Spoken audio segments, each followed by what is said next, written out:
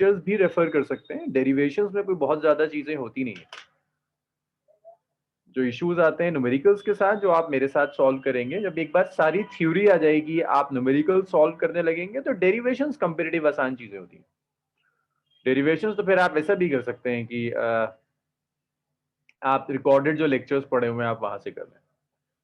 बहरहाल last class तक हमने कूलम्स लॉ कंप्लीट कर लिया था। कूलम्स लॉ से रिलेटेड जितनी भी चीजें थी वो भी हमने डिस्कस करी थी। सुपरपोजिशन प्रिंसिपल हो गया था, सुपरपोजिशन प्रिंसिपल की कई एप्लीकेशंस देख ली थी, इक्विलिब्रियम डिस्कस किया था, types of equilibrium, stable unstable, ये सब हो गए थे। एसएचएम भी डिस्कस किया था कि एसएचएम कैसे आएगा। इसके बाद कुछ क्वेश्चंस आते हैं, यहाँ पहले सुन लीजिए, उसके बाद फिर मैं आगे पढ़ाना शुरू करूंगा। कुछ क्वेश्चंस आते हैं जो क्वेश्चंस होंगे आपके इस चीजों के ऊपर कि एक रिंग है, रिंग के एक्सिस पर चार्ज रख दिया, फोर्स कैलकुलेट करनी है। रिंग के अलावा उसने आपको कुछ और दिया हुआ है, मान लीजिए एक रॉड दी हुई है, रॉड के एक्सिस पर कुछ रखा हुआ है, आपको फोर्स कैलकुलेट करनी है। उन सारी चीजों में फोर्स कैलकुलेट करने के लिए मैं इलेक्ट्रिक फील्ड यूज करूंगा। क्वेश्चन ऐसे हो सकते हैं कि रिंग है, एक्सिस पर रख दिया चार्ज, फोर्स कैलकुलेट करो। डिस्क है, एक्सिस पर रख दिया चार्ज, फोर्स कैलकुलेट करो। वो सारी कैलकुलेशंस हम करेंगे इलेक्ट्रिक फील्ड के थ्रू, वरना वो एक ही चीज कई बार रिपीट होती है। इलेक्ट्रिक फील्ड स्टार्ट करने से पहले देखिए, अब तक आप लोग यूज टू हैं पॉइंट चार्ज के साथ। पॉइंट चार्ज का मतलब है ये वो चार्ज है जिसमें कोई भी एप्लीकेशन नहीं होती। पॉइंट चार्ज का मतलब है ये वो चार्ज होगा जिस चार्ज में कोई भी डायमेंशंस नहीं होगी, ना लेंथ होगी, ना ब्रेथ होगी, ना हाइट होगी, कोई डायमेंशन नहीं, उसे आप पॉइंट चार्ज कहते हैं। कुछ और टाइप की चार्ज डिस्ट्रीब्यूशन है जिसे आप कहते हैं continuous charge distribution.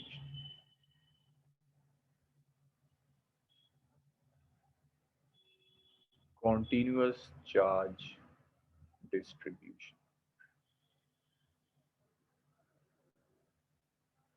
Continuous charge distribution.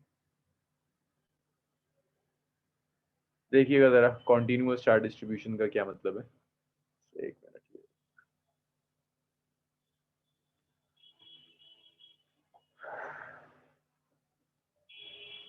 तो देखिए चार्ज डिस्ट्रीब्यूशन को आप दो पार्ट्स में क्लासिफाई कर सकते हैं। एक डिस्क्रीट चार्ज होगा कि चार्ज अलग अलग दिख रहा हुआ है, एक चार्ज यहां ले लिया, दूसरा चार्ज कुछ डिस्टेंस के बाद रखा हुआ है, इसे कहते हैं डिस्क्रीट चार्ज डिस्ट्रीब्यूशन। और एक वो चार्ज डिस्ट्रीब्यूशन होगा जिसे आप कहेंगे कॉन्टिन्यूअस। कॉन्टिन्यूअस में चार्ज पूरी बॉडी पर डिस्ट्रीब्यूटेड है। कॉन्टिन्यूअस का एक एग्जाम्पल हो सकता है, आपने एक रॉड ली, रॉड के एक एंड से लेकर रॉड के दूसरे एंड तक charge continuously distributed is an example of continuous charge distribution. या आपने वॉल ले ली, भाई वॉल है, वॉल पर आपने चार्ज डिस्ट्रीब्यूट कर दिया, कहीं कोई गैप नहीं है, is an example of continuous charge distribution. या आपने एक स्फीयर ले लिया, थ्री डायमेंशनल बॉडी ले ली, पूरे वॉल्यूम में चार्ज डिस्ट्रीब्यूट कर दिया, वो भी एक एग्जांपल होगा कॉन्टिन्यूअस चार्ज डिस्ट्रीब्यूशन। तो कॉन्टिन्यूअस चार्ज डिस्ट्रीब्यूशन के तीन एग्जांपल्स हैं। It could be a line charge distribution, तीन पॉसिबिलिटीज है, एक लाइन चार्ज डिस्ट्रीब्यूशन होगा, दूसरा जो चार्ज डिस्ट्रीब्यूशन हो सकता है दैट सरफेस चार्ज डिस्ट्रीब्यूशन, और तीसरा यहां जो चार्ज डिस्ट्रीब्यूशन हो सकता है that is known as volume charge distribution. तो ये तीन तरह के चार्ज डिस्ट्रीब्यूशन है, linear, surface and volume charge distribution. So देखिए जरा लीनियर चार्ज डिस्ट्रीब्यूशन का क्या मतलब है।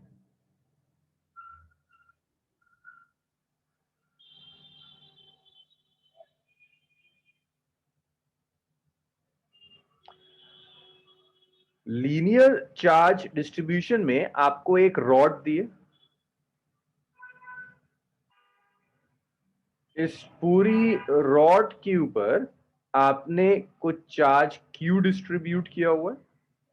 रॉड की जो टोटल लेंथ है that length of the rod is L. तो यहां आप कैलकुलेट कर सकते हैं चार्ज पर यूनिट लेंथ। यहां आप कैलकुलेट कर सकते हैं charge per unit length. Charge per unit length को लैम्डा से रिप्रेजेंट करते हैं। This is total charge divided by total length, this is charge per unit length which is Q by. मैं यहां पर एक चीज और एज्यूम करके चल रहा हूं कि ये जो चार्ज क्यू है ये रॉड पर यूनिफॉर्मली डिस्ट्रीब्यूटेड है।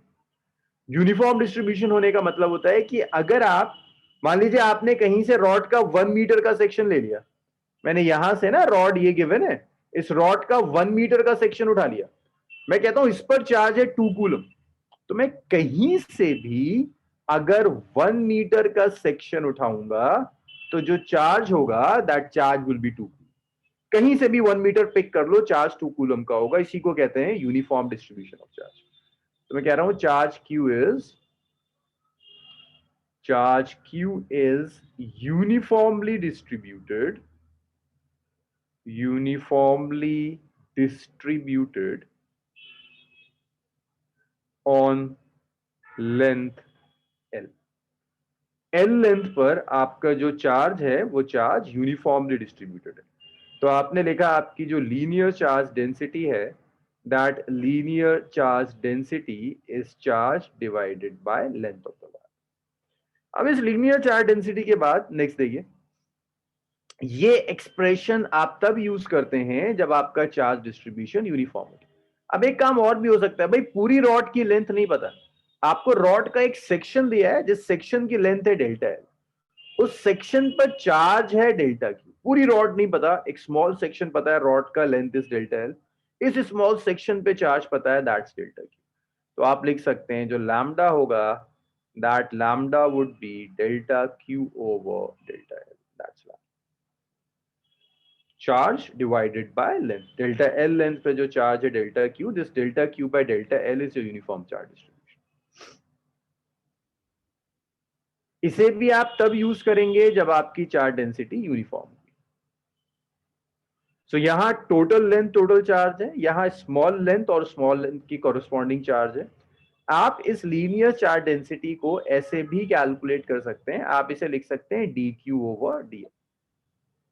डिफरेंशिएट कर रहे हैं बेसिकली आप चार्ज को लेंथ के साथ। इसे आप दोनों के लिए यूज कर सकते हैं, नॉन यूनिफॉर्म के लिए भी आप इसे यूज कर सकते हैं और यूनिफॉर्म के लिए भी। अब इंटीग्रल करना मुश्किल होता है as compared to multiplication, integration में नंबर ऑफ स्टेप ज्यादा होते हैं। तो यूनिफॉर्म का काम जब यहां से चल जाता है तो आप यूनिफॉर्म के लिए इसे यूज नहीं करेंगे, यूनिफॉर्म के लिए आप नॉन यूनिफॉर्म यूज किए, नॉन यूनिफॉर्म के लिए आप ये डिफरेंशियल यूज कर लीजिए, यूनिफॉर्म के लिए दोनों में से कोई एक एग्जाम। इसकी जो एसआई यूनिट होगी, it's SI unit is it's coulomb per metre. इतना लिखिए, इसके ऊपर दो एग्जांपल्स करेंगे, एक यूनिफॉर्म दूसरा नॉन यूनिफॉर्म डिस्ट्रीब्यूशन। अच्छा, मैं आप लोगों को सॉल्व करने का टाइम क्यों नहीं दे रहा? भाई देखिए, मैंने पूरे साल जब आप लोगों को पढ़ाया तो मैं अच्छा खासा टाइम देता हूँ, मैं लिखता हूँ, फिर मैं आपसे पूछता हूँ, आप सॉल्व करते हैं, मतलब एक न्यूमेरिकल मैं 15 मिनट 20 मिनट में करता हूँ। लेकिन देखिए यहाँ वहां मेरे पास साल होता है, पूरा 8 महीने होते हैं, 10 महीने होते हैं, या मेरे पास इतना टाइम नहीं है, टाइम बहुत कम है, मैं टॉपिक्स भी स्किप नहीं कर सकता। तो फास्ट ट्रैक में तरीका यही होता है कि टीचर पूछता कम है बच्चों से, कराता ज्यादा है, तो ये मेरी मजबूरी है, मैं क्या करूँ। जो 1 ईयर कोर्स था पूरा, उसमें तो मैंने आप लोगों को बहुत डिटेल में कराई थी सारी चीजें, मतलब डिटेल तो अब भी मैं आपको कराऊंगा, लेकिन आपको वक्त बहुत दिया था, लेकिन यहाँ मैं उतना वक्त नहीं दे पाऊंगा यार, तेजी से जाना होगा, मतलब जैसा वहां था उस वाली वीडियोस को आप 4x2 कर दीजिए तो ये वाली वीडियोस बन जाएंगी। आप लोग तो खुद मैथ्स के स्टूडेंट है ना, कैलकुलेट करेंगे तो आपको खुद दिख जाएगा कि स्पीड बढ़ानी पड़ेगी अगर टाइम मेरे पास 1/4 है। चलिए बहरहाल, ये आप लोगों ने लिख लिया ना। अच्छा, मुझसे कोई कुछ और भी पूछ रहा है?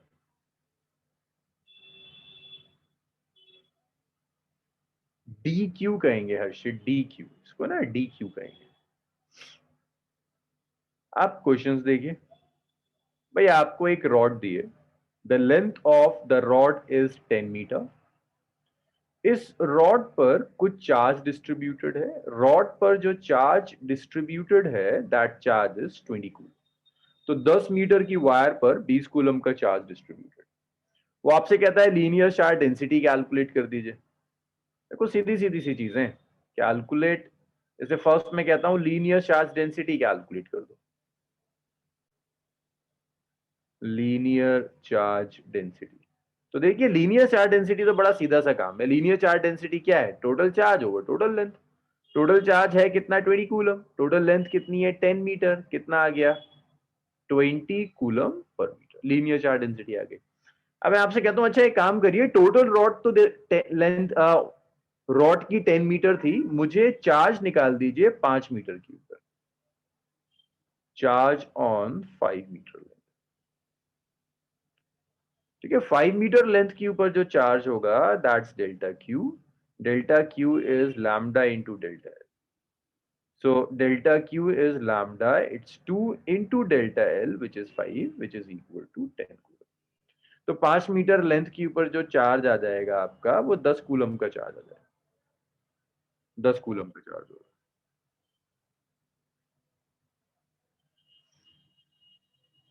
अच्छा, इसके बाद नेक्स्ट देखिए, एक और देखिए, यहां तो सब कुछ यूनिफॉर्म था।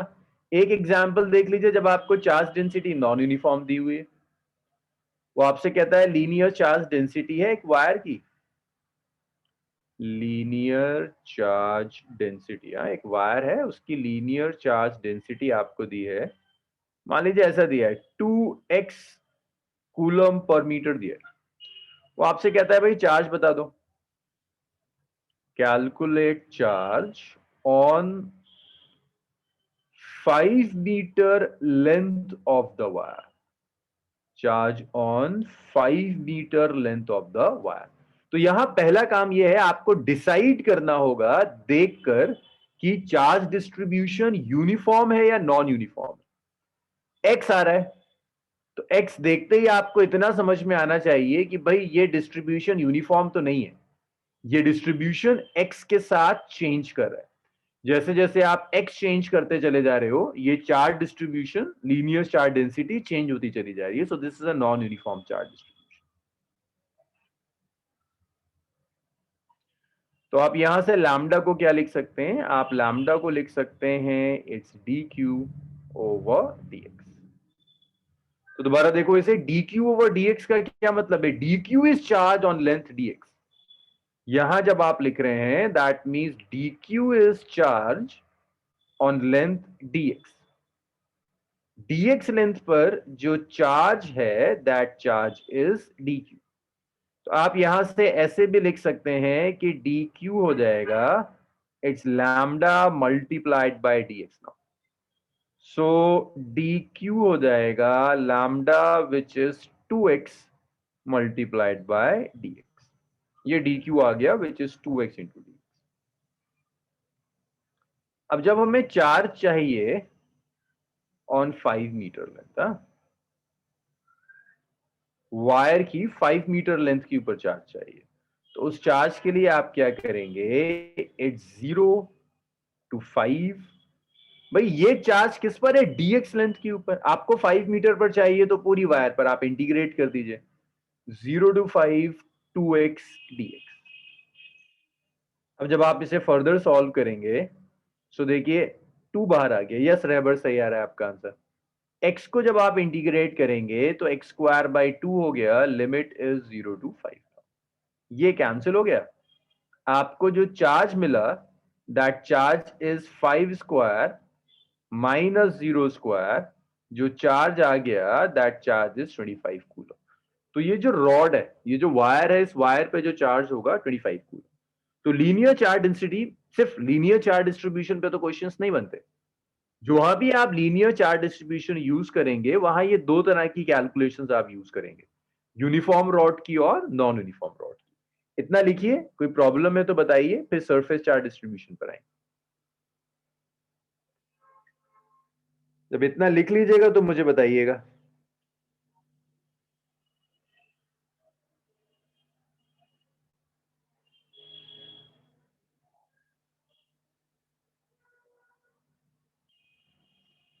चलिए गुड, भाई सबने लिख लिया।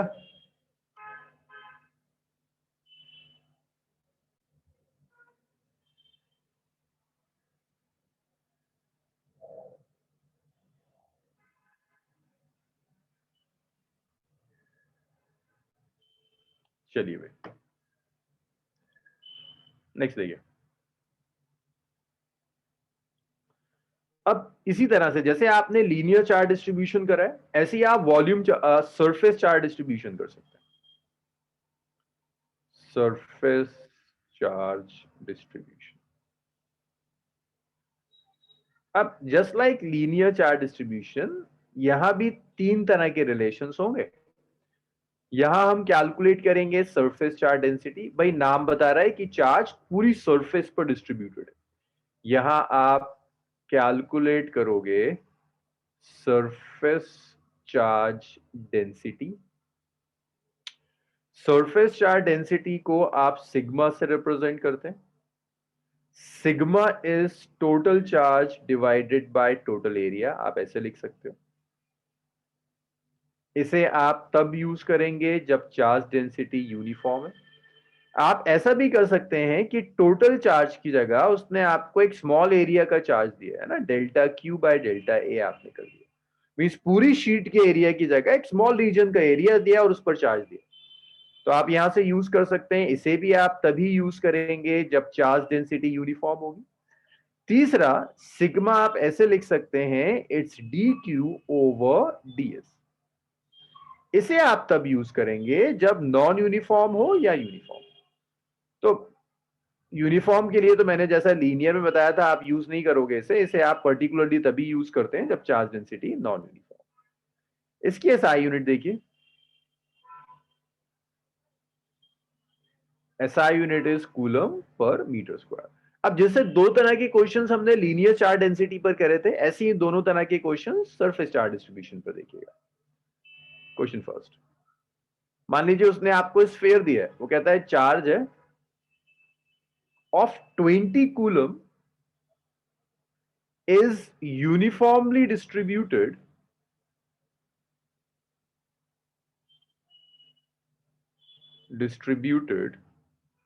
on a sphere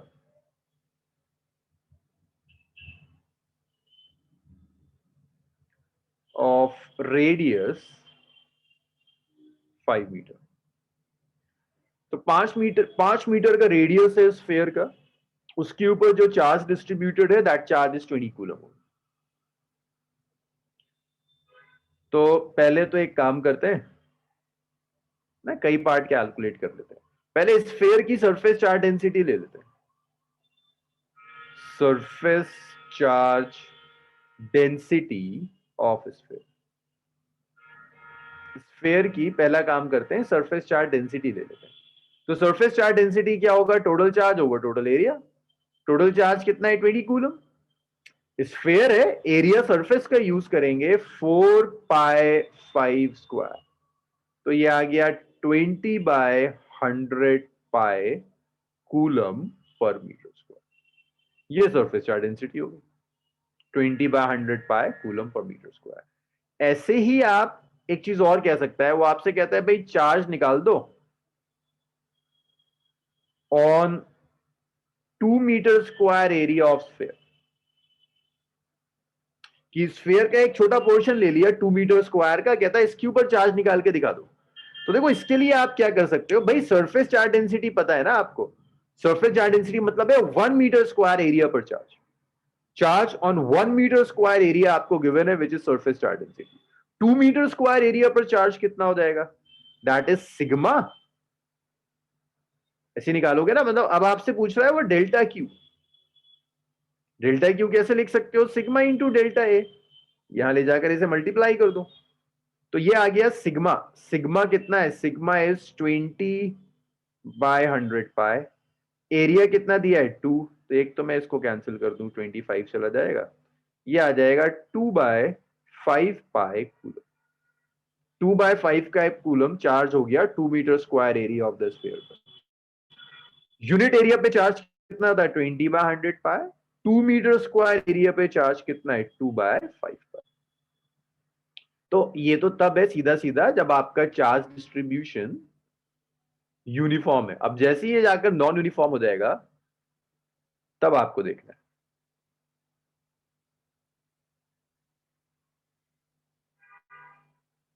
चलिए इतना लिख लीजिए, फिर एक क्वेश्चन देखेंगे। अगर ये चार्ज डिस्ट्रीब्यूशन गलती से नॉन यूनिफॉर्म हो जाए तो क्या करें? अभी तक तो यूनिफॉर्म है, अगर ये चार्ज डिस्ट्रीब्यूशन नॉन यूनिफॉर्म हो गया तो क्या करें?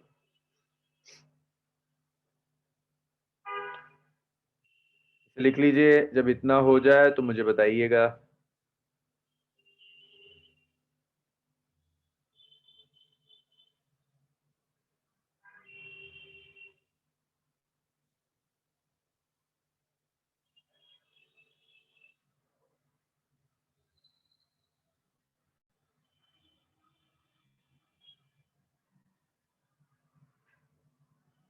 चलिए, सबने लिखा इतना? देखिए, शुरू का 1 घंटा मैं जितना बोलूंगा, आखिर के आधे घंटे में उसी से आप न्यूमेरिकल सॉल्व करेंगे। जितना ढंग से सुनेंगे उतना ढंग से सॉल्व होगा।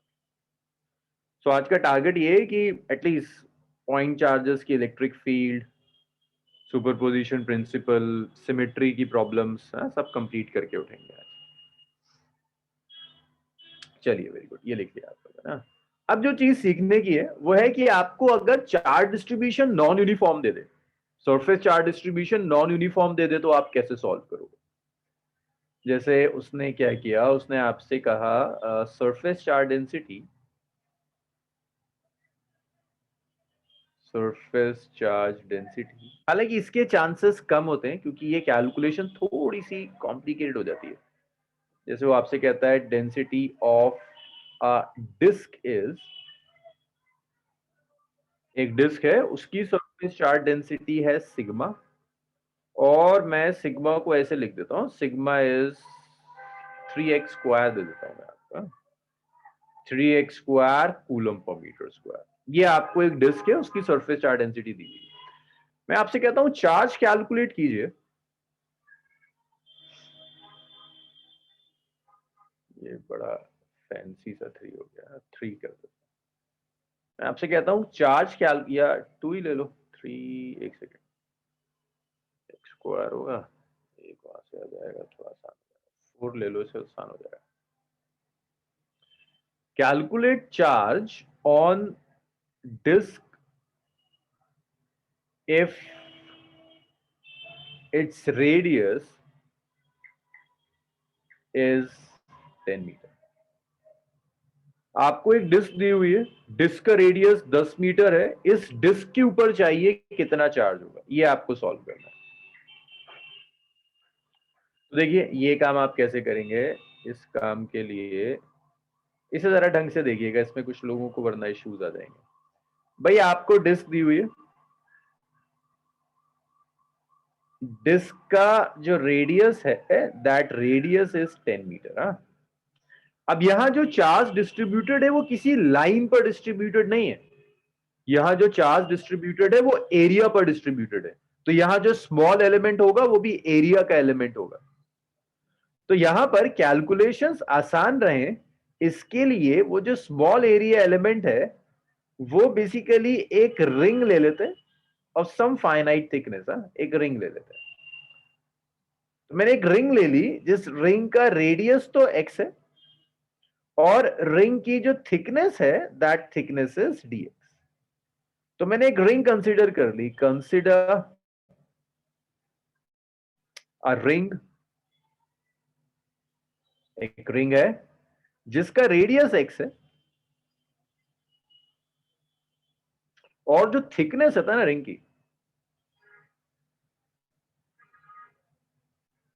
वो थिकनेस dx है। तो मैंने एक हल्की सी रिंग ले ली जिसका रेडियस x है और इस रिंग की जो थिकनेस है दैट थिकनेस इज dx। ये रिंग हमने कंसीडर कर ली। अब इस रिंग के ऊपर आपको, पहले इस रिंग के ऊपर मैं चार्ज लूंगा, फिर मैं पूरी रॉड के ऊपर लेकर आऊंगा, और इस रिंग का एरिया dA मान लेते हैं ना, and it's area is dA, इसका एरिया मान लेते हैं। तो मुझे इस रिंग के ऊपर पहले चार्ज चाहिए, भाई चार्ज डिस्ट्रीब्यूशन नॉन यूनिफॉर्म है, तो देखिए ये सबसे पहले दिमाग में आना चाहिए कि सिग्मा होगा dq divided by dA, where dA is the area of the ring। फिर आपके दिमाग में आना चाहिए कि ओके dq आ जाएगा सिग्मा dA। dq कितने पे चार्ज है, सिर्फ dA एरिया पे। अब आपको किसी तरह से इस dA को x की टर्म्स में लिखना है क्योंकि सिग्मा x की टर्म्स में दिया हुआ है। सिग्मा उसने आपको दिया है 4x स्क्वायर, तो आपकी कोशिश ये रहेगी किसी तरह से dA को आप dx में लिख दें। तो dA को dx में आप कैसे कन्वर्ट करेंगे, देखिए आप ऐसे कन्वर्ट करेंगे, आप ऐसे लिख सकते हैं कि ये जो dA होगा, भाई ये जो रिंग है ना, ये जो मैंने ब्लैक से पार्क किया, इतने पे तो चार्ज है, सिर्फ इस पोर्शन का एरिया चाहिए। इसका एरिया निकालने के कई तरीके हैं, सबसे आसान है इसका सरकमफेरेंस लो 2πx और इसकी थिकनेस से मल्टीप्लाई करो। यह आपने कई बार करा है, अगर कोई 12th का कुछ भी याद नहीं है, 11th का याद है, तो आप सेंटर ऑफ मास कैलकुलेट करते हैं डिस्क का, आप यही यूज करते हैं, moment of energy of a disc आप यही यूज करते हैं, सेम कैलकुलेशंस आप यूज करते हैं, it's 2 pi x d x.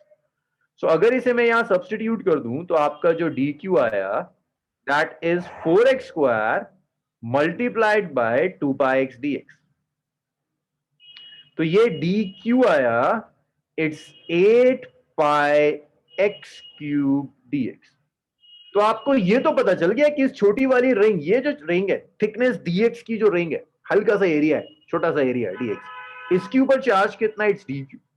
अब आपका काम यह है कि आपको चार्ज चाहिए पूरी रिंग के ऊपर, पूरी डिस्क के ऊपर, चार्ज ऑन कंप्लीट डिस्क। तो पूरी डिस्क पर चार्ज कैलकुलेट करने के लिए तुम क्या करोगे, ये रिंग देखो कहां से कहां तक जा सकती है, श्रिंक करते चले जाओ उसे। जब ये श्रिंक होती चली जाएगी तो यहां पहुंच जाएगी, एक्सपेंड करते चले जाइए, एक्सपेंड करते करते यहां पहुंचेगा। जब ये श्रिंक होकर मिनिमम हो जाएगा तो आपको लोअर लिमिट मिल जाएगी, टोटल चार्ज के लिए इंटीग्रेट करना होगा। मैं लिमिट ढूंढने के लिए बता रहा हूं आपको, इसको श्रिंक कर दो। जब ये पूरी तरह से श्रिंक हो जाएगा तो सेंटर पर आ जाएगा, सेंटर का मतलब है एक्स की वैल्यू इज 0। जब पूरी तरह से एक्सपेंड होगा तो भाई डिस्क से बाहर तो नहीं जा सकता ना, जहां भी रहेगा रहेगा तो विद इन द डिस्क। तो आपका जो x होगा that x will be 10, x 10 हो जाएगा। तो यहां से आप q को लिख सकते हैं, योर 8 पाइस कांस्टेंट जो बाहर चला गया, x क्यूब का integral is x to the power 4/4, limit is 0 से लेकर 10। तो ये चार्ज आ गया, it's 8 pi by 4, it's 10 raise to the power 4 minus 0 to the power 4, वो तो बहुत बड़ा आ जाएगा। सो इट्स 2 पाई इंटू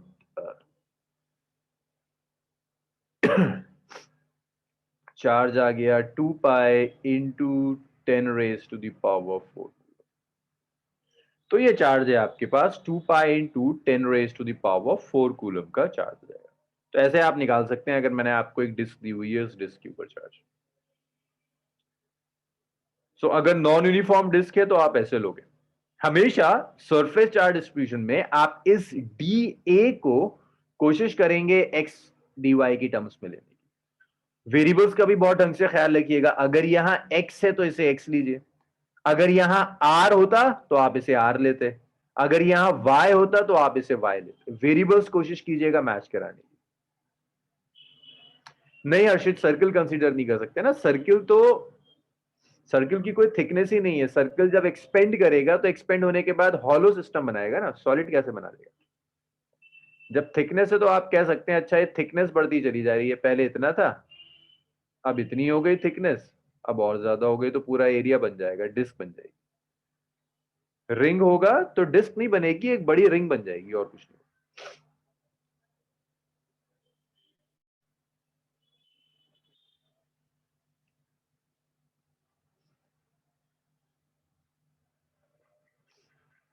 भाई लिखो जल्दी जल्दी लिखो इसे, फिर थर्ड देखते हैं वॉल्यूम चार्ज डिस्ट्रीब्यूशन।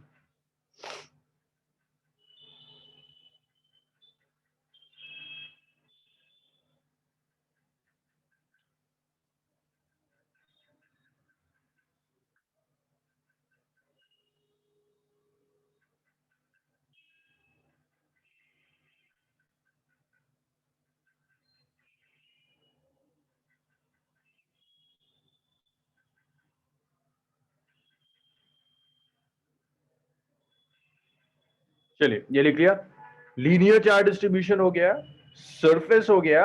अब देखिए वॉल्यूम, अगर चार्ज मान लीजिए एक स्फीयर है, सॉलिड स्फीयर, उसके अंदर और बाहर हर जगह चार्ज डिस्ट्रीब्यूटेड है, या मैंने आपको एक क्यूब दे दिया, क्यूब के अंदर पूरे वॉल्यूम में चार्ज डिस्ट्रीब्यूटेड है, तो आप क्या करेंगे। सो नेक्स्ट देखिएगा volume charge distribution, volume charge distribution.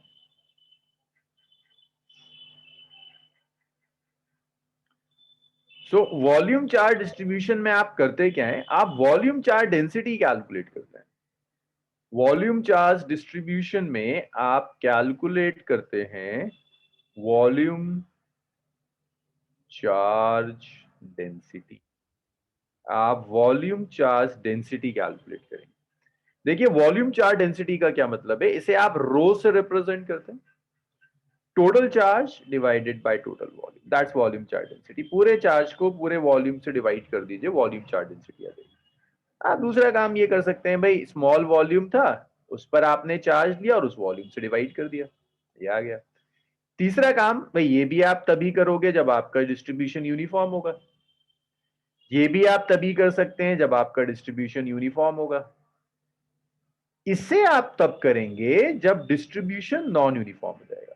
In fact uniform हो या नॉन यूनिफॉर्म हो, दोनों के लिए आप इसे यूज कर सकते हैं। इसे आप दोनों के लिए यूज करेंगे, नॉन यूनिफॉर्म के लिए भी और यूनिफॉर्म के लिए। यूनिफॉर्म हो या नॉन यूनिफॉर्म हो, दोनों के लिए आप इसे यूज कर सकते हैं।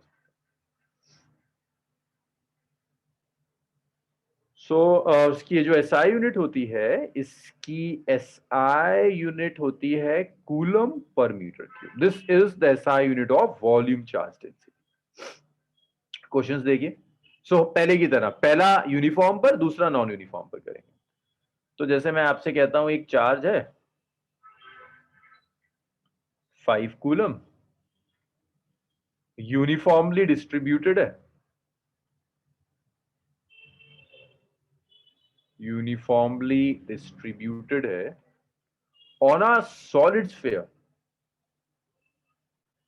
अब जब सॉलिड स्फीयर मैंने कह दिया तो अब चार्ज अंदर भी होगा। सॉलिड, अब सॉलिड में भी ना मैं एक टर्म और ऐड कर रहा हूं, सॉलिड नॉन कंडक्टिंग। अगर कंडक्टिंग होता तो चार्ज अंदर नहीं होता, सिर्फ और सिर्फ बाहर मिलता। सॉलिड नॉन कंडक्टिंग स्फीयर है एक, उस सॉलिड नॉन कंडक्टिंग स्फीयर पर 5 कूलम का चार्ज डिस्ट्रीब्यूटेड। पहला हम कैलकुलेट कर लेते हैं वॉल्यूम चार्ज डेंसिटी।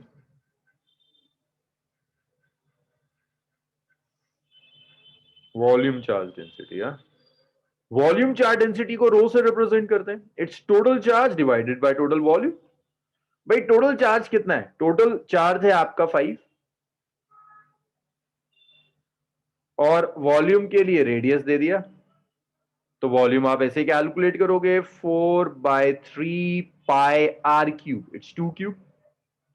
तो ये आ गया 5/4/3 पाई इंटू 8, 3 ऊपर चला जाएगा, it's 15/32 pi coulomb per metre cube. ये आपकी वॉल्यूम चार्ज डेंसिटी है, 15/32 पाई कूलम पर मीटर। अब मैं आपसे कहता हूं मुझे चार्ज कैलकुलेट करके दिखाइए, charge on 3 metre cube. 3 metre cube पर जब आप चार्ज कैलकुलेट करेंगे तो ये होगा volume charge density multiplied by delta. तो volume charge density is 15/32 pi into volume which is 3। So ये आपका आ गया 45/32 पाई कूलम। 45/32 पाई कूलम ये चार्ज होगा 3 मीटर क्यूब वॉल्यूम क्यूब। इसे लिख लीजिए, इतना लिखिए, फिर हम नॉन यूनिफॉर्म चार्ज डिस्ट्रीब्यूशन पर एक क्वेश्चन करेंगे। इसमें कहीं कोई परेशानी है तो बताइए मुझे।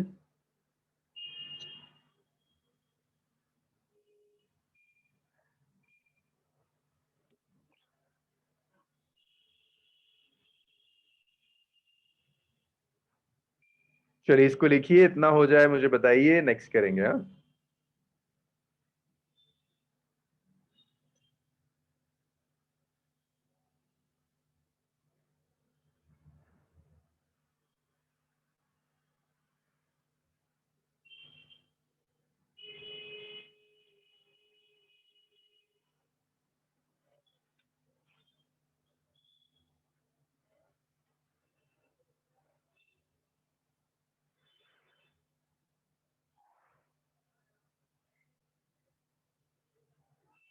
चलिए क्वेश्चन देखिए।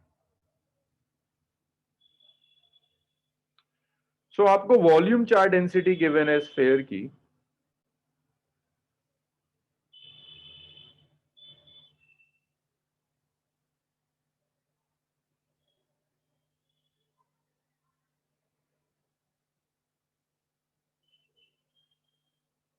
पहले की तरह ले लेते हैं ना, कुछ ले लेते हैं, 2 3 4 5 ले लेते हैं। 5x² coulomb per metre cube. मैं आपसे कहता हूं कैलकुलेट चार्ज ऑन स्फीयर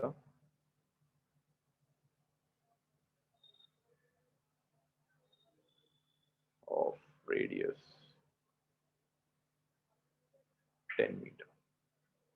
तो आपको एक स्फीयर पे चार्ज चाहिए जिस स्फीयर का जो रेडियस है दैट रेडियस इज 10 मीटर। सो एक सॉलिड स्फीयर लेते हैं, है ना, क्योंकि वॉल्यूम चार्ज डेंसिटी गिवन है, दैट मींस स्फीयर सॉलिड रहा होगा, इट्स अ सॉलिड स्फीयर। यार मैं 3 डायमेंशनल नहीं ड्रॉ कर सकता, so this is a solid sphere. Disc नहीं है, स्फीयर है, सॉलिड स्फीयर है। अब डिस्क में आपने स्मॉल एलिमेंट जो चूज किया था वो एक रिंग थी, है ना, एक रिंग थी जिसकी कुछ थिकनेस दी हुई थी। जब आप स्फीयर लोगे, सॉलिड स्फीयर लोगे, तो स्मॉल एलिमेंट जो आप चूज करेंगे वो स्फीयर होगा जो हॉलो है। बस 2 मिनट में मैं स्टार्ट करता हूँ ना, 2 मिनट पे इसे लिख लीजिए, ट्राई कीजिए, बस 2 मिनट में शुरू करो।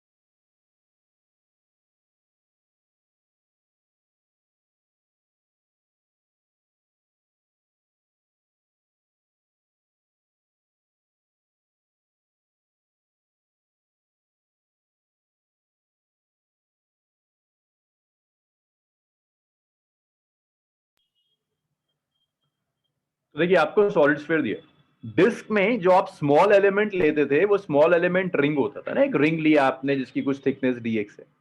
सॉलिड स्फीयर में आपका जो स्मॉल एलिमेंट होगा that small element would be a hollow sphere. तो यहां पर आपको एक सॉलिड स्फीयर दिया है, आपने एक स्मॉल एलिमेंट कंसीडर कर लिया, ये स्मॉल एलिमेंट आपका एक हॉलो स्फीयर है, जिस हॉलो स्फीयर का रेडियस x है, और इसकी जब आप थिकनेस लेंगे इट्स थिकनेस इज dx। मैं फिर कह रहा हूं वेरिएबल ऐसे चूज कीजिएगा जिस वेरिएबल में आपको दिया हुआ है। अगर कहीं पर वो r दे रहा है तो आप r और dr चूज कीजिएगा, वेरिएबल्स मैच करने चाहिए, वेरिएबल्स ना मिसमैच कर। सो यहां पर आपने एक स्मॉल हॉलो स्फीयर चूज किया। मैं जो क्वेश्चंस उठा रहा हूं, ये जो प्रॉब्लम्स उठा रहा हूं, ये आपको प्रीवियस ईयर्स में दिखेंगी, सिर्फ वॉल्यूम चार्ज डेंसिटी पे नहीं, ये इलेक्ट्रिक फील्ड के साथ मर्ज होकर आती है। हॉलो स्फीयर है, रेडियस x है और थिकनेस है dx। and volume is dV.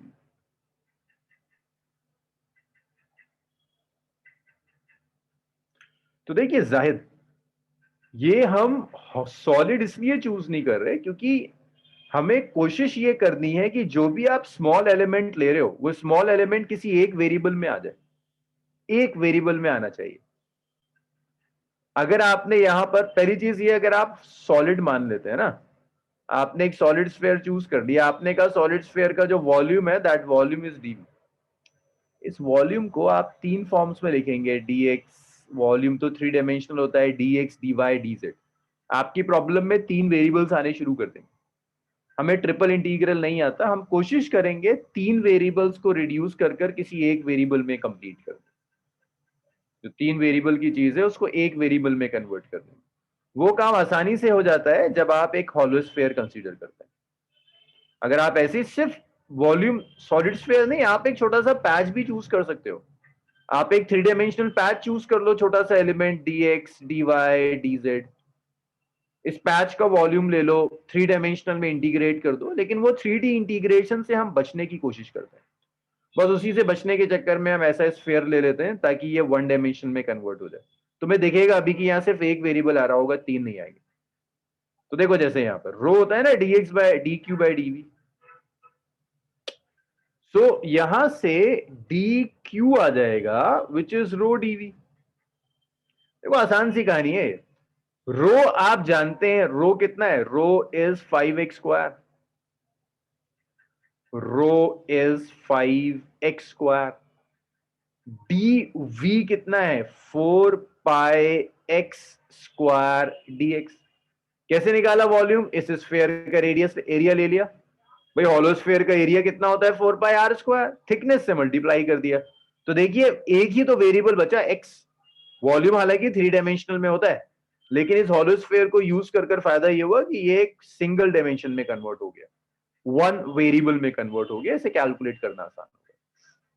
अब जब आप dq लोगे, it's rho which is 5x² multiplied by dv which is 4πx² dx। dq आ गया, इट्स 20π x⁴ dx।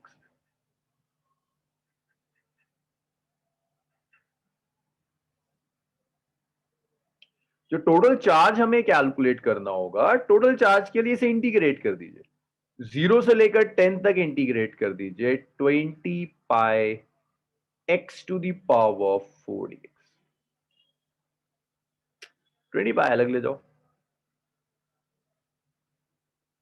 x⁴ को इंटीग्रेट कर दो, लिमिट रख दो 0 से लेकर 10।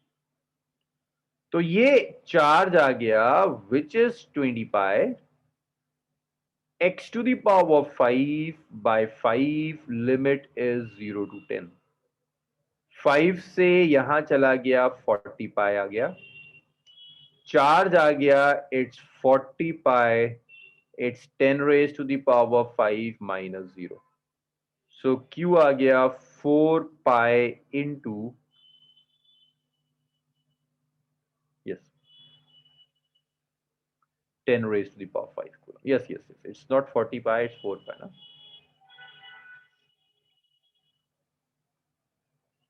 4π इंटू 10⁵।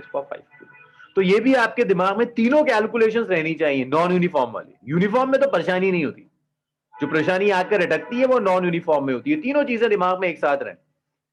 अगर रॉड है इट्स वन डायमेंशनल, अगर आपको टू डायमेंशनल दे दिया तो उसे रिंग की टर्म्स में कन्वर्ट करने की कोशिश करो। स्फीयर दे दिया तो उसे हॉलो स्फीयर में कन्वर्ट करने की कोशिश करो। अब आप में से कुछ लोगों के दिमाग में उठ रहा होगा, चलो डिस्क तो मैंने करा दिया ना, डिस्क की जगह कोई और टू डायमेंशनल शेप दे दिया, स्क्वायर दे दिया, हो सकता है स्क्वायर दे दे, रेक्टेंगल दे दिया, भाई कोई नॉन यूनिफॉर्म शेप की डिस्क दे दी। तो वो काम, वो इंटीग्रल आपको इस लेवल पर नहीं सिखाया जाता, तो वो चीजें आपसे नहीं पूछेगा। उसकी टेंशन में मत जाना है कि अगर मैंने ऐसा कोई शेप दे दिया, ऐसी डिस्क दे दी तो अब क्या करेंगे, या मैंने ट्रायंगुलर दे दी तो क्या करेंगे। ये आपके सिलेबस का पार्ट नहीं है, इसकी टेंशन मत लीजिएगा। वो आपको या तो डिस्क और स्फीयर पर इंटीग्रेट करवाएगा, अगर कुछ और देता है तो फिर कुछ ट्रिक्स होंगी। वो ट्रिक्स, हम कुछ ट्रिक्स सीखेंगे गॉस लॉ के अंदर की, वो ट्रिक्स कैसे सॉल्व करते हैं। लेकिन आपसे कभी स्क्वायर के ऊपर इंटीग्रेट नहीं करना, रेक्टेंगल पर इंटीग्रेट नहीं करना, ट्राइंगल पर इंटीग्रेट नहीं करना। शायद मतलब आजकल तो आप लोग यूट्यूब पर लेक्चर्स देख लेते हैं, हो सकता है किसी का लेक्चर हो जिसने सब कुछ किया हुआ है, वो बेसिकली जेई के नहीं जैम के लेक्चर्स होते हैं, एमएससी वालों का जो एंट्रेंस होता है। अपना ही सिलेबस पढ़ लीजिए तो बहुत है, कॉलेज फर्स्ट ईयर में सब कुछ मिलेगा, सिलेबस के बाहर पढ़ने से कोई फायदा नहीं होता। चलिए इतना लिख लीजिए। तो ये 3 तरह के चार्ज डिस्ट्रीब्यूशन मुझे डिस्कस करने थे, इसके बाद हम इलेक्ट्रिक फील्ड पर आते हैं।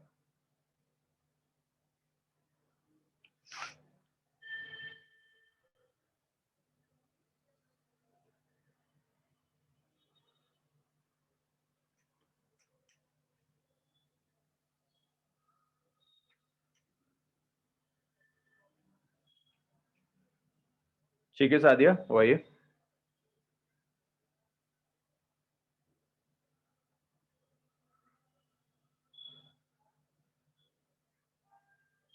कुछ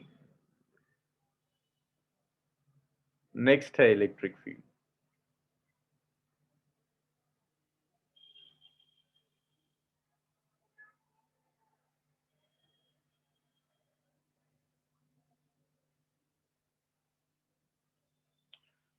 अब देखिए इलेक्ट्रिक फील्ड क्या है, एक चार्ज के अराउंड स्पेस है। अगर वो कंडक्टिंग होता हर्षित तो चार्ज सिर्फ और सिर्फ सरफेस पर होता, सरफेस चार्ज डेंसिटी होती, वॉल्यूम चार्ज डेंसिटी नहीं होती।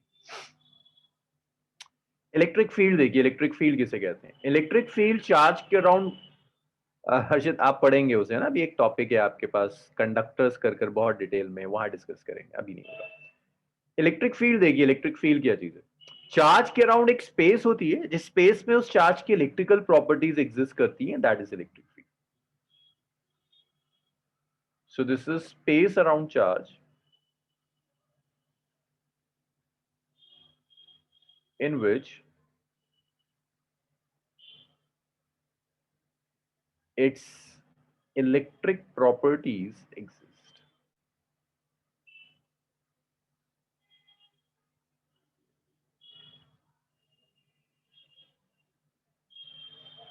तो ये चार्ज के अराउंड वो स्पेस है जिस स्पेस में इस चार्ज की इलेक्ट्रिकल प्रॉपर्टीज एग्जिस्ट करेंगी, इसे इलेक्ट्रिक फील्ड कहते हैं। सो जैसे आपने एक चार्ज ले लिया Q,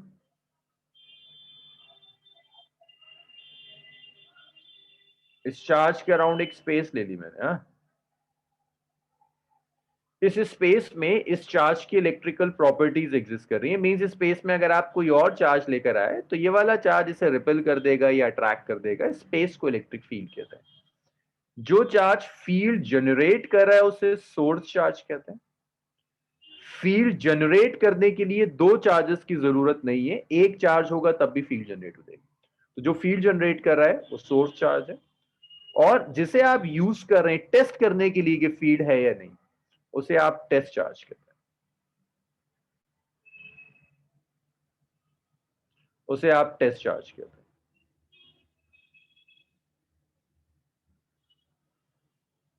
ये टेस्ट चार्ज है। तो एक सोर्स चार्ज है जो फील्ड जनरेट करे, एक टेस्ट चार्ज है आप सिर्फ इसलिए लेकर आ रहे हैं कि आप टेस्ट कर लें कि भाई यहां फील्ड थी या नहीं थी, दैट्स अ टेस्ट चार्ज। हम इलेक्ट्रिक फील्ड की स्ट्रेंथ मेजर करेंगे, हम इलेक्ट्रिक फील्ड स्ट्रेंथ मेजर करते हैं, इसे इलेक्ट्रिक फील्ड इंटेंसिटी भी कहते हैं। इसका मतलब है इस ये वो क्वांटिटी है जो आपको बताएगी कि किसी भी एक पॉइंट पर इलेक्ट्रिक फील्ड की वैल्यू क्या है। सो इलेक्ट्रिक फील्ड स्ट्रेंथ और इलेक्ट्रिक फील्ड इंटेंसिटी बेसिकली वो क्वांटिटी है जो बताएगी आपको कि किसी भी पॉइंट पर इलेक्ट्रिक फील्ड की वैल्यू क्या है। तो आपने एक चार्ज लिया, मैं आपसे कहता हूं इस चार्ज की वजह से यहां फील्ड कैलकुलेट करिए, मेजर कीजिए फील्ड की वैल्यू क्या है। तो फील्ड मेजर करने के लिए भाई ये सोर्स चार्ज है, ये फील्ड जनरेट कर रहा है, तो आप क्या करोगे, जिस पॉइंट पर भी फील्ड चाहिए वहां पर आप एक टेस्ट चार्ज रख देंगे। यहां आपने एक टेस्ट चार्ज रख दिया, ये टेस्ट चार्ज फोर्स एक्सपीरियंस करेगा। सोर्स चार्ज इस टेस्ट चार्ज पर फोर्स अप्लाई कर रहा है, that force. So electric field जो होगी सोर्स चार्ज की, that is E. So F is force on test charge Q. अब देखो, जब आप फील्ड लेकर आते हो ना, तो अब आप ये नहीं कहते कि एक चार्ज दूसरे चार्ज को रिपेल कर रहा है. आप ये कहते हो कि फील्ड चार्ज को रिपेल कर रही है. चार्ज चार्ज पर फोर्स नहीं लगा रहा, फील्ड है जो चार्ज पर फोर्स लगा रही है. तो आप ऐसे लिखेंगे, force on test charge Q due to electric field ई.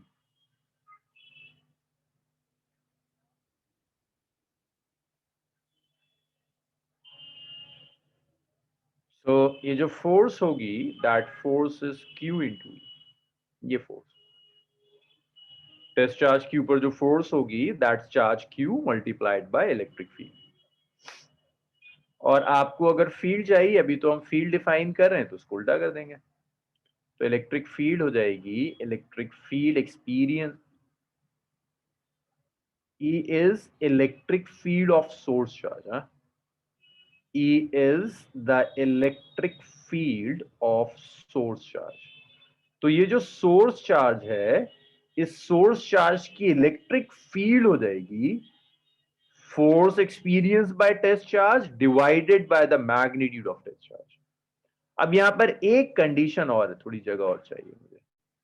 यहां एक कंडीशन और है. कंडीशन ये है कि फील्ड कैलकुलेट करते हुए टेस्ट चार्ज मूव ना कर दे. क्योंकि अगर टेस्ट चार्ज मूव कर गया, देखो टेस्ट चार्ज अगर दूर चला गया, ये force F is a function of position. क्योंकि अगर पोजीशन चेंज हुई तो फोर्स चेंज हो जाएगी. तो जरूरी है कि टेस्ट चार्ज रेस्ट में रहे. टेस्ट चार्ज रेस्ट में कब रह सकता है? जब इसे रिपेल करने वाली फोर्स बहुत कम हो. क्यू को रिपेल करने वाली फोर्स कौन जनरेट कर रहा है? Capital Q. फोर्स तब कम होगी जब, सॉरी, कंडीशन ये कि जो फील्ड जनरेट कर रहा है वो रेस्ट में. सोर्स चार्ज फील्ड जनरेट कर रहा है, सोर्स चार्ज रेस्ट में रहना चाहिए. सोर्स चार्ज पर फोर्स कौन एक्सर्ट करेगा? टेस्ट चार्ज एक्सर्ट करेगा. सोर्स चार्ज कब मूव नहीं करेगा? जब टेस्ट चार्ज सोर्स चार्ज पर जो फोर्स एक्सर्ट कर रहा है वो फोर्स बहुत कम होगी. वो फोर्स कम कब हो सकती है? जब टेस्ट चार्ज की वैल्यू बहुत कम होगी. मैं दोबारा से रिपीट कर रहा हूं. फील्ड की कैलकुलेशन के लिए जरूरी होता है जिस चार्ज को आप कह रहे हो सोर्स चार्ज, वो रेस्ट में रहे. अब सोर्स चार्ज पर टेस्ट चार्ज भी तो फोर्स एक्सर्ट करेगा. अगर आपको इस सोर्स चार्ज को रेस्ट में रखना है तो ये टेस्ट चार्ज की वैल्यू बहुत कम होनी चाहिए ताकि ये फोर्स बहुत कम है. तो टेस्ट चार्ज की वैल्यू बहुत कम है, उसे हम ऐसे लिख देते हैं, limit Q tends to zero. मैं फिर रिपीट कर रहा हूं, इस लिमिट को लेने का रीजन सिर्फ यह है कि फोर्स कम हो और सोर्स चार्ज आपका रेस्ट में रहे. सोर्स चार्ज मूव कर गया तो फील्ड चेंज हो जाएगी. That's why this limit Q tends. Field is a vector. SI unit is Newton पर कूलम. कोई फर्क नहीं पड़ता हर्षित, आप जिसकी फील्ड कैलकुलेट कर रहे हैं उससे इफेक्ट पड़ता है. SI यूनिट इज न्यूटन पर कूलम. और एक टर्म और आपको याद रखनी है, direction of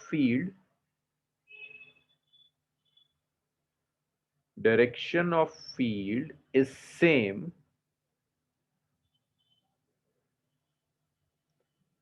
as that of force experienced by positive test charge. और ये भी याद रखने वाली चीज है कि टेस्ट चार्ज कभी भी नेगेटिव नहीं होता. By default your test charge is always positive, is always a positive charge. चलिए भाई, इतना लिखिए, फिर हम आगे बढ़ेंगे.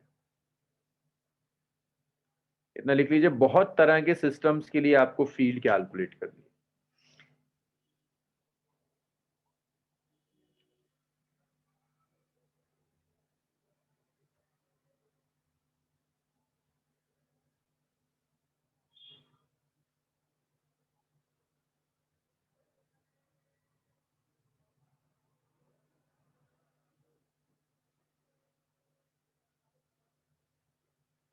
भाई आप लोग लिख लीजिए तो बताइए, इसे रब करते हैं, फिर फील्ड देखेंगे अलग अलग सिस्टम्स की वजह से फील्ड कैसे आती है। भाई न्यूटन पर कूलम के साथ साथ एक और यूनिट होती है विच इज वोल्ट पर मीटर।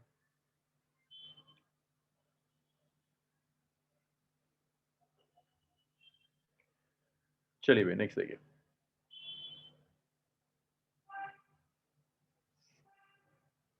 अब देखिए आपको कितने टाइप के सिस्टम्स के लिए इलेक्ट्रिक, अच्छा एक डायरेक्शन में एक चीज और याद रखिएगा, अगर सोर्स चार्ज पॉजिटिव है तो फील्ड का डायरेक्शन होता है अवे फ्रॉम द चार्ज, अगर सोर्स चार्ज नेगेटिव है तो फील्ड का डायरेक्शन होता है टुवर्ड्स द चार्ज। ये भी याद रखने वाली चीज। अब देखिए जरा, आपको इलेक्ट्रिक फील्ड कितने टाइप के सिस्टम्स के लिए इलेक्ट्रिक फील्ड कैलकुलेट करनी है, किस किस सिस्टम की फील्ड आपको आनी चाहिए। आपको पहले तो आप डिस्ट्रीब्यूशन को दो पार्ट्स में डिवाइड कर सकते हैं। आपको डिस्क्रीट डिस्ट्रीब्यूशन के लिए फील्ड का एक्सप्रेशन आना चाहिए, डिस्क्रीट डिस्ट्रीब्यूशन के लिए, और आपको कॉन्टिन्यूअस डिस्ट्रीब्यूशन के लिए भी फील्ड का एक्सप्रेशन पता होना चाहिए, कॉन्टिन्यूअस डिस्ट्रीब्यूशन। डिस्क्रीट डिस्ट्रीब्यूशन में दो केसेस आएंगे, एक आएगा one point charge,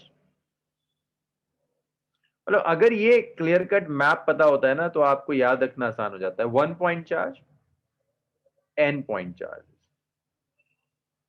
one point charge और एन पॉइंट चार्जेस की वजह से। ऐसे ही कॉन्टिन्यूअस में आपके पास तीन तरह के सिस्टम्स आते हैं, एक वन डायमेंशनल सिस्टम आएगा, टू डायमेंशनल सिस्टम आएगा, थ्री डायमेंशनल सिस्टम आएगा।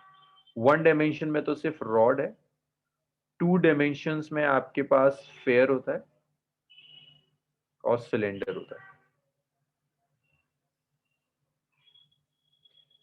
और एक शीट भी होती है। थ्री डायमेंशन में सिर्फ स्फीयर रहता है और कहीं से नहीं मिलता। सो ये सारी चीजें हैं जिनकी आपको फील्ड पता होनी चाहिए। अब फील्ड कैलकुलेट करने के लिए कभी तो ये वाला एक्सप्रेशन यूज करते हैं इंटीग्रेट करके, या गॉस लॉ भी आसान रहता है फील्ड कैलकुलेट करने के लिए। तो कुछ की तो डेरिवेशंस मैं कराऊंगा, जैसे जब मैं गॉस लॉ में आऊंगा तो मैं कुछ सिस्टम्स आपको डिराइव करके दिखाऊंगा गॉस लॉ से। ज्यादातर सिस्टम्स होंगे जो मैं डायरेक्ट लिखूंगा, जिसकी न्यूमेरिकल में जरूरत नहीं है उसे मैं डायरेक्ट लिखूंगा, जहां न्यूमेरिकल की जरूरत पड़ेगी आपको उसे मैं डिराइव करूंगा। अच्छा डिस्क्रीट में एक और एग्जांपल आता है, इलेक्ट्रिक डाइपोल।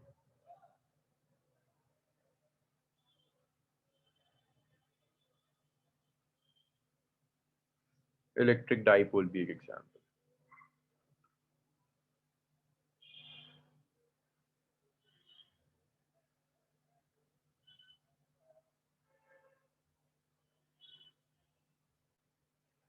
लिख लीजिए इतना, फिर हम आगे बढ़ते हैं।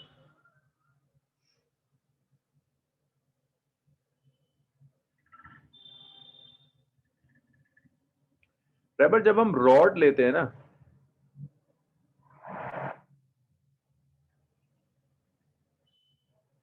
जब हम रॉड ले रहे होते हैं रबर, तो हम मान के चलते हैं कि इसका जो एरिया ऑफ क्रॉस सेक्शन है दैट्स नेग्लिजिबल। जब हम रॉड लेते हैं that means area of cross section is negligible, it's one dimensional. और जिसे आप रॉड कह रहे हैं उसे हम सिलेंडर कहकर लेके चलते हैं। डिस्क्रीट का मतलब होता है कि चार्जेस ना अलग अलग डिस्ट्रीब्यूटेड हैं, एक यहाँ पर है, एक यहाँ पर है, यहाँ है, यहाँ है, यहाँ है। डिस्क्रीट डिस्ट्रीब्यूशन है चार्जेस का, कॉन्टिन्यूअस नहीं, अलग अलग है। ऐसा नहीं हो रहा कि रॉड पर हर देखो गैप्स हैं तो डिस्क्रीट है, जैसे रॉड है, रॉड में कहीं गैप्स नहीं होते, it's a continuous distribution.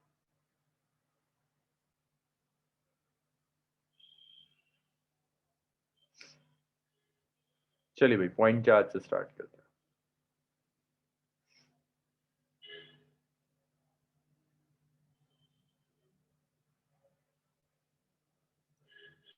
Electric field due two point charge. तो जितना भी मैंने लास्ट जो चार्ट बनाया था उसमें जितने भी सिस्टम्स हैं सब सबकी आपको फील्ड आनी चाहिए, सबकी फील्ड आनी चाहिए, सबके पोटेंशियल आने चाहिए। तो electric field due to a point charge, आपके पास एक पॉइंट चार्ज है, उस पॉइंट चार्ज से r डिस्टेंस पर आपने एक पॉइंट ले लिया, इस पॉइंट पर आपको फील्ड चाहिए। अगर आपका पॉइंट चार्ज पॉजिटिव है तो फील्ड का डायरेक्शन होगा away from the charge, point charge negative है, फील्ड का डायरेक्शन होगा टुवर्ड्स द चार्ज। और इस फील्ड की जो वैल्यू होगी इलेक्ट्रिक फील्ड की, electric field is simply 1/4πε0 Q/r²।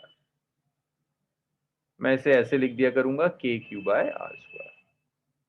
और आप जानते हो कि अगर मीडियम होगा तो यहां पर एक डाइलेक्ट्रिक कांस्टेंट आ जाएगा। ये एक्सप्रेशन फ्री स्पेस में है, कई बार हमने डिस्कस किया है, फ्री स्पेस में एप्सिलॉन नॉट होता है, मीडियम होगा तो K एप्सिलॉन नॉट लिख देंगे। और इस पूरे 1/4πε0 को एक कांस्टेंट K का हुआ, इट्स KQ/r²।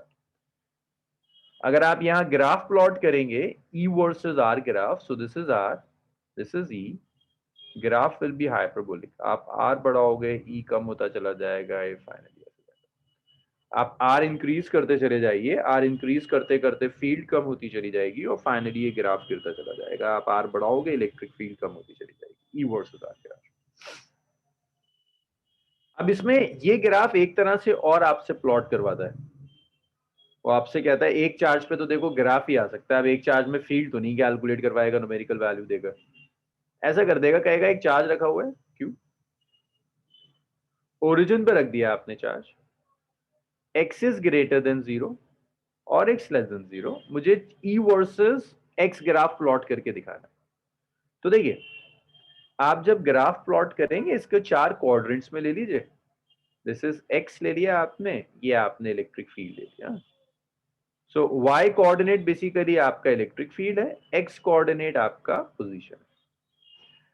तो फर्स्ट क्वाड्रेंट में तो x और y कोऑर्डिनेट दोनों पॉजिटिव होते हैं, तो फर्स्ट क्वाड्रेंट में x भी पॉजिटिव है और फील्ड जो कि y कोऑर्डिनेट है ये भी पॉजिटिव होगा। जब आप सेकेंड क्वाड्रेंट में आएंगे तो देखिए x नेगेटिव हो जाएगा, बट इलेक्ट्रिक फील्ड तो पॉजिटिव है, तो सेकेंड क्वाड्रेंट में भी इलेक्ट्रिक फील्ड पॉजिटिव है, x नेगेटिव है। थर्ड क्वाड्रेंट में जब आप आएंगे तो दोनों नेगेटिव, x भी नेगेटिव, फील्ड भी नेगेटिव।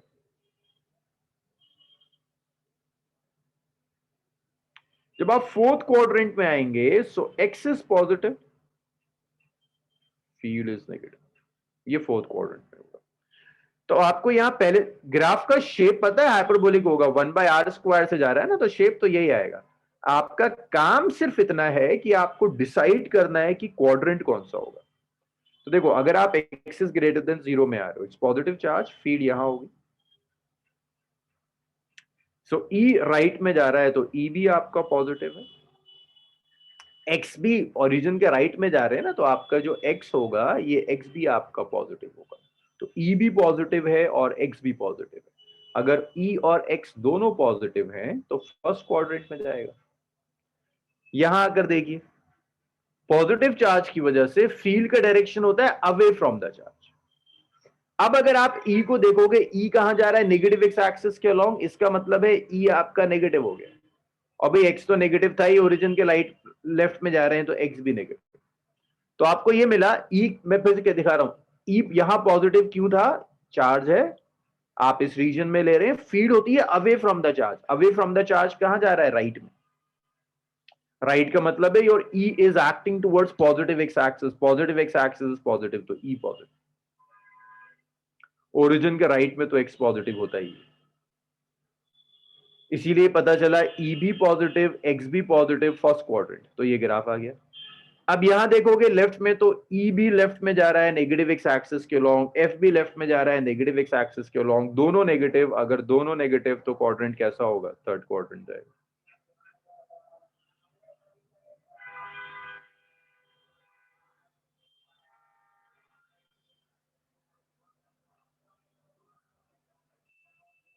तो ये आपका ग्राफ हो गया फर्स्ट क्वाड्रेंट और थर्ड क्वाड्रेंट। इतना लिखिए। तो आपसे ये नहीं पूछेगा, ये ग्राफ नहीं पूछने वाला हाइपरबोलिक होता है, आपसे क्वाड्रेंट डिसाइड करने को बोलेगा। अब थोड़ा बहुत आप करेंगे, अब जरा खुद करके देखिएगा, अगर चार्ज नेगेटिव हो जाए ना, अगर ओरिजिन पर मैं नेगेटिव चार्ज रख दूं माइनस क्यू, प्लस क्यू की जगह मैं यहां माइनस क्यू चार्ज रख दूं। अब आपको क्वाड्रेंट डिसाइड करना है किस क्वाड्रेंट में होंगे, ग्राफ कहां कहां जाएगा।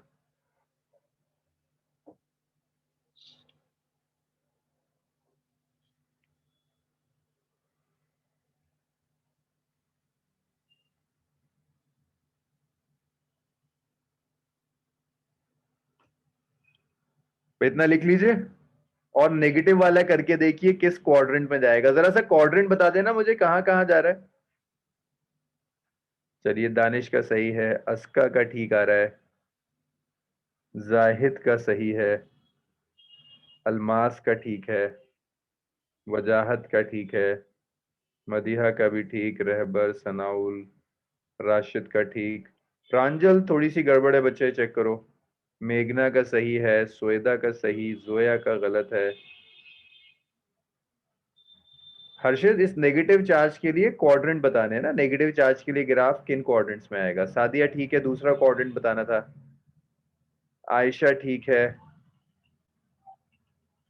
हर्षित का भी ठीक है, खुर्रम का ठीक आ रहा है, मुमिना का ठीक है, फायका का ठीक है। चलो बहुत बढ़िया, सबके आंसर्स ठीक आ रहे हैं, मीन सबको समझ में आ गया। मैं एक बार बस अपने लिए बता देता हूं कि यहां पर ये नेगेटिव चार्ज है तो फील्ड होगी towards the charge, means field negative and x positive. E negative and x positive, E negative and x positive, ये वाला क्वाड्रेंट है ना, ग्राफ ऐसा आएगा। फिर आप यहां आ जाइए, जब यहां आएंगे तो field is towards the charge, तो your E is positive and your X is negative. E is positive and X is negative, तो ये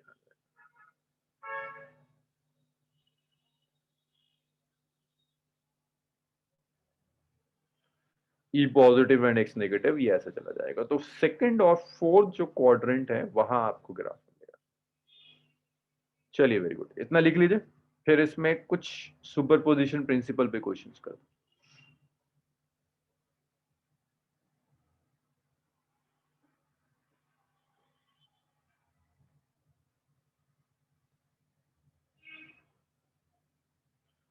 तो देखिए, एक चार्ज में तो बहुत ज्यादा कोई वैरायटी होती नहीं है।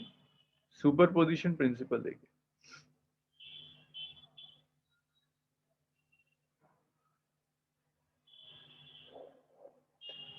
भाई ये सिर्फ इतना कहता है कि अगर एक चार्ज है तो आप फील्ड कैलकुलेट करना जानते हैं।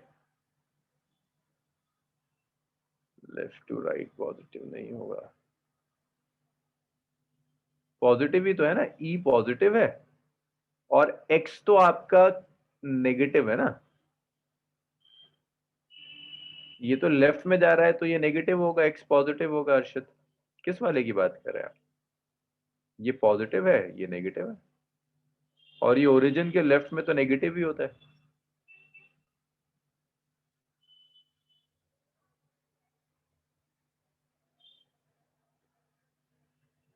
सुपरपोजिशन प्रिंसिपल, सुपरपोजिशन प्रिंसिपल कहता है अगर आपके पास कई चार्ज है ना, Q1 है, एक Q2 है, एक Qn, इस पॉइंट पर आपको फील्ड चाहिए। तो इस पॉइंट की फील्ड के लिए आप क्या करेंगे, इंडिविजुअल चार्जेस की फील्ड लीजिए और उन सारी फील्ड्स को ऐड कर दीजिए।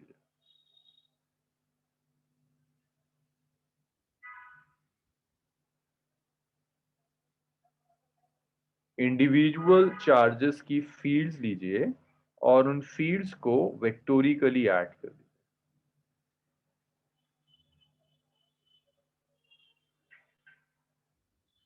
हाँ जाहिद, दो चार्ज के लिए अभी करेंगे। तो सुपरपोजिशन प्रिंसिपल कहता है अगर आपके पास एक से ज्यादा चार्ज है ना, दो तीन चार एन पॉइंट चार्जेस दिए हुए, और आप चाहते हैं फील्ड कैलकुलेट करना, तो आप क्या करेंगे, हर चार्ज की वजह से फील्ड लीजिए और सारी फील्ड्स को वेक्टोरिकली ऐड कर दीजिए। So that is superposition principle.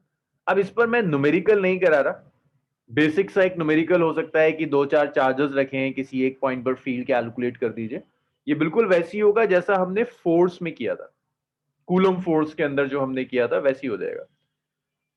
आप मुझे जरा न्यूट्रल पॉइंट पर क्वेश्चंस करके दिखाइए। अब जरा आपकी बारी है न्यूमेरिकल सॉल्व करने की।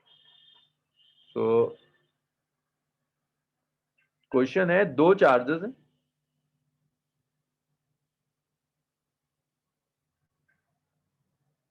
एक +2e है,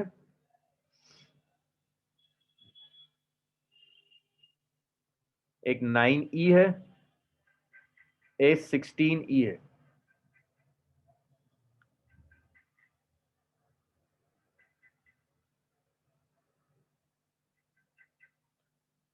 इन्हें आपने रख दिया, they are placed at a separation a separation पे रख दिया आपने। At what point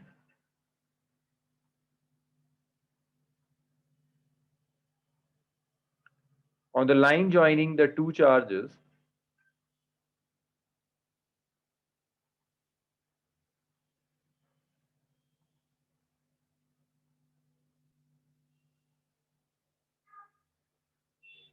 electric field is zero।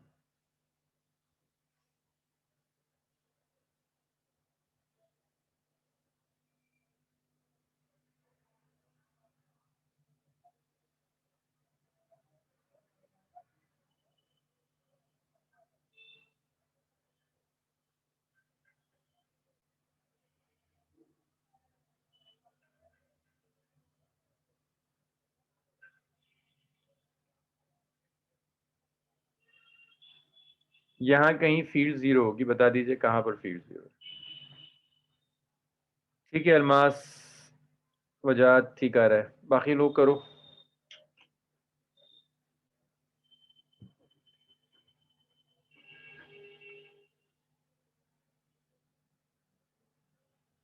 Zahid किस चार्ज से आया ये? भाई आप सबके आंसर सेम हो, इसके लिए एक काम करिएगा, 9e से सेपरेशन निकाल दीजिएगा ना, ताकि सबका एक आ रहा हो। जाहिद गलत आ रहा है आपका। अस्का ठीक है, मेघना ठीक है,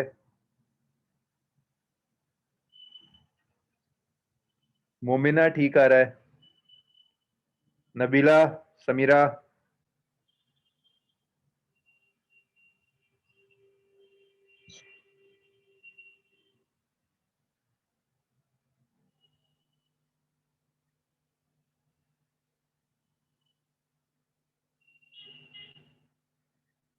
ठीक है, राशिद सही आ रहा है। और करिए।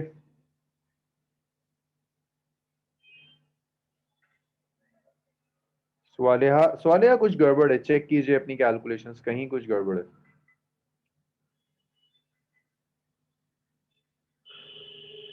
ठीक आ रहा है मरियम। हर्षद गड़बड़ है कहीं, चेक कीजिए कैलकुलेशन। ठीक है मदिया।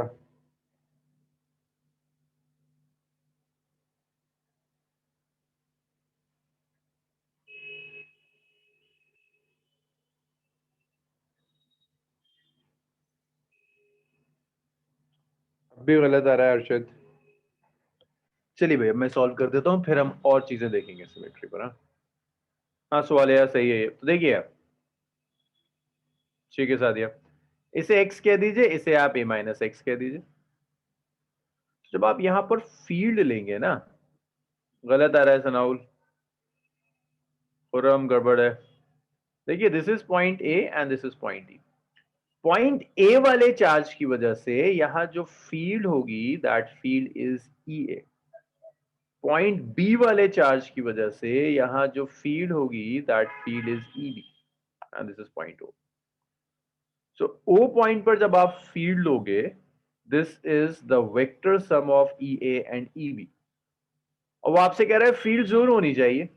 जीरो तभी हो सकती है जब दोनों फील्ड्स एक दूसरे को कैंसिल कर दें। नबीला गलत आ रहा है, रहबर गलत है। जब ई ए और ई बी दोनों इक्वल हो जाए, तो इक्वल होके क्या होगा, के, it's 9e divided by x square, it's के 16e divided by a minus x square। k will cancel this k, e will cancel this e, दोनों साइड स्क्वायर कर दीजिए। 3/x, हाँ आजम सही आ रहा है, 4/a-x मल्टीप्लाई कर दीजिए, 3a - 3x is 4x, 3a is 4x plus 3x, 3a is 7x, x is 3a by 7. तो जो x है दैट इज 3a by 7 ना, किसी एक से जो सेपरेशन होगा 3a by 7, यहाँ फील्ड जीरो हो रही। ऐसे पॉइंट्स जहां पर कई चार्जेस की फील्ड कैंसिल कर देती है एक दूसरे को, इससे कहते हैं न्यूट्रल पॉइंट। ये जो पॉइंट हमने कैलकुलेट किया है जहां पर दो चार्जेस के होने के बावजूद फील्ड एक दूसरे को कैंसिल कर देती है, that point is known as a neutral point. इतना लिख लीजिए, जिनसे नहीं हुआ था फिर जरा सा न्यूट्रल पॉइंट लिख लेते।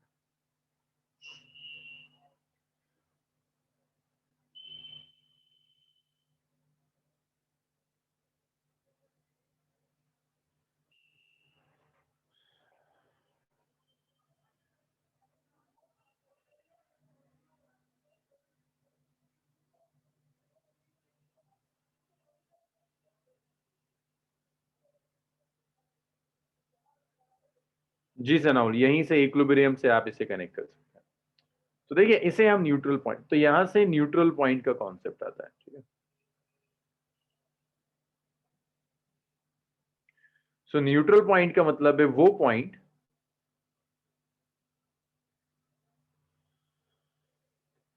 at which electric field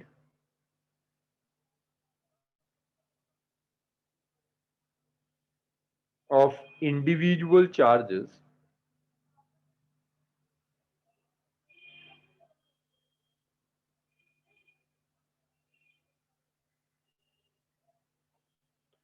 वो पॉइंट जहां पर इंडिविजुअल चार्जेस की फील्ड एक दूसरे को कैंसिल कर देगी उसे हम न्यूट्रल पॉइंट कहते हैं। तो जहां भी इंडिविजुअल चार्जेस की फील्ड्स कैंसिल कर देंगी, those points are known as neutral points. अब न्यूट्रल पॉइंट्स के लिए एक तो तरीका यह था कि नेट फील्ड आप जीरो कर लीजिए। एक कुछ सिस्टम्स होते हैं जिन्हें सिमेट्रिकल सिस्टम कहते हैं। अगर आपके सिस्टम में सिमेट्री है, अगर सिस्टम में सिमेट्री है तो न्यूट्रल पॉइंट ढूंढना आसान होता है। सिमेट्रिकल अगर सिस्टम मीन सारे चार्जेस अगर सेम है, तो सिमेट्रिकल सिस्टम का जो भी ज्योमेट्रिकल सेंटर होगा वह न्यूट्रल पॉइंट होगा। सो आप कह सकते हो at the centre, geometrical centre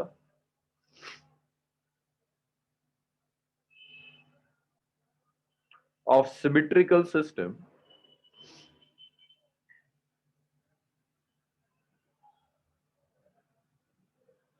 net field is zero.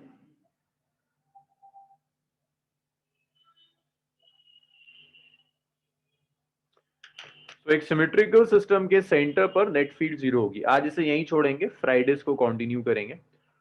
और भाई ट्यूसडे और थर्सडे आप 11th चाहें तो रिवाइज कर सकते हैं। वर्क एनर्जी एंड पावर मैं करा रहा हूं। वर्क एनर्जी एंड पावर तो मोरलेस हो गया है।